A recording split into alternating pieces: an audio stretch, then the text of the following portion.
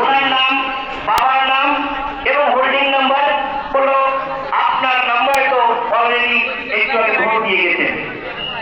সাধারণ মানুষের ভোটাধিকার যে চুরি করার রীতি সেই 1972-73 থেকে এদেশে বীজ বপন করেছিল, যার ফলশ্রুতিতে এদেশের মানুষের সঙ্গে ভোটের নামে বিভিন্ন সময় তামাশা করা হয়েছে।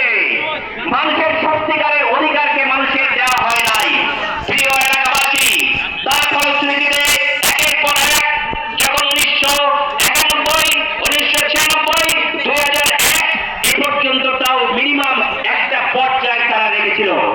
2008 সাল থেকে শুরু করে পরপর যে নির্বাচনগুলো হয়েছে সেখানে তারা দামি ভোট, রাতের ভোট, গুন্ডা পান্ডা ঠান্ডা এই সকল ভোট করে এদেশের মানুষের সঙ্গে, মানুষের অধিকারের সঙ্গে, মানুষের মতের সঙ্গে সর্বোচ্চ পরিমাণ তাদের সঙ্গে ভোটাধিকারের ব্যাপারে তারা তামাশা করেছে, মানুষকে লজ্জা দিয়েছে। মানুষ শেষ পর্যন্ত আবার ঘুরে দাঁড়ানোর পরিকল্পনা নেয়। মানুষের প্রতি অত্যাচার এমন পর্যায়ে চলে গিয়েছিল যে অসংখ্য ভাই তারা তাদের স্ত্রী হারা হয়েছে, অসংখ্য বোনেরা তাদের স্বামী হারা হয়েছে, ছোট ছোট শিশু জন্মের পরে কোনদিন বাবা বলে ডাকতে পারে নাই। সর্বোপরি আইনা ঘরের নামে যে নির্যাতন করা হয়েছে বা যে জাতির যুব সমাজ নতুন করে ঘুরে দাঁড়ায় থেকে প্রিয় এলাকাবাসী, তারই ফলশ্রুতিতে 2024-এর 5ই আগস্ট এদেশে নতুন করে আবার যুব সমাজ স্বপ্ন দেখতে শুরু করে।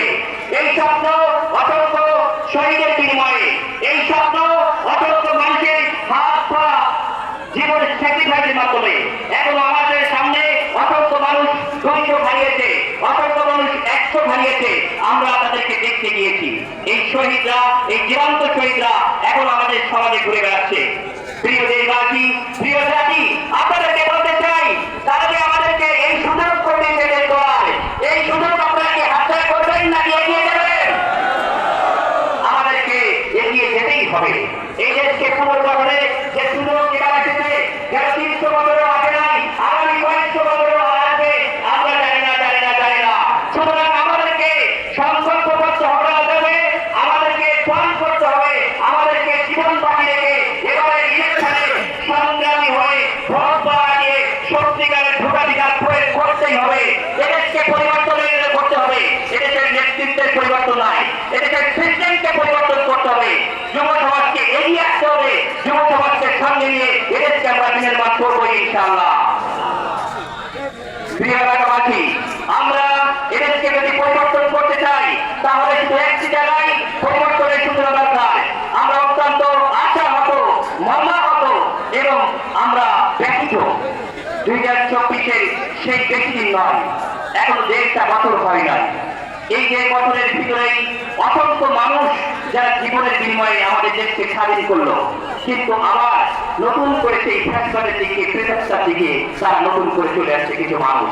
এর একমাত্র কারণ শুধুমাত্র নেতৃত্বের পরিবর্তন, সব দক্ষ যোগ্য নেতৃত্ব তৈরির কারখানা নাই বলে তারা সেই পুরোনো মতবাদকে প্রচার করতে চাচ্ছে।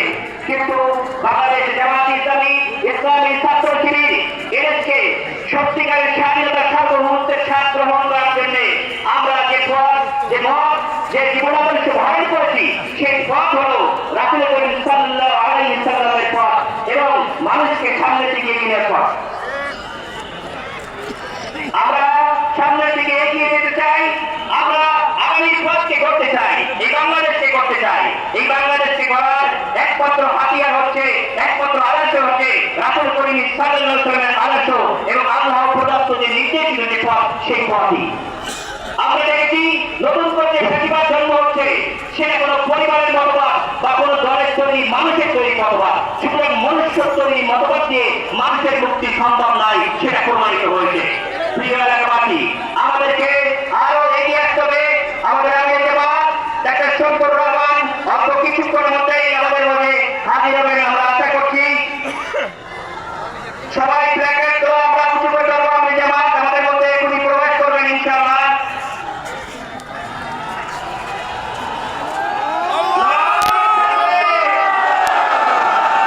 নারায়ে তাকবীর, আল্লাহু আকবার।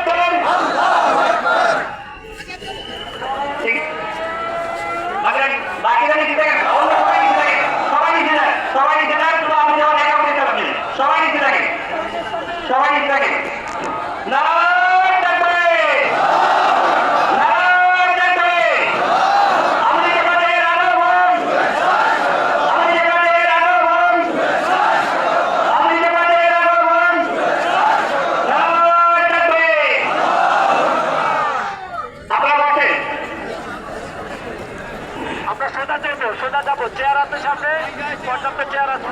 আমরা সম্মানিত উপস্থিতি, যে কোনো বলছিলাম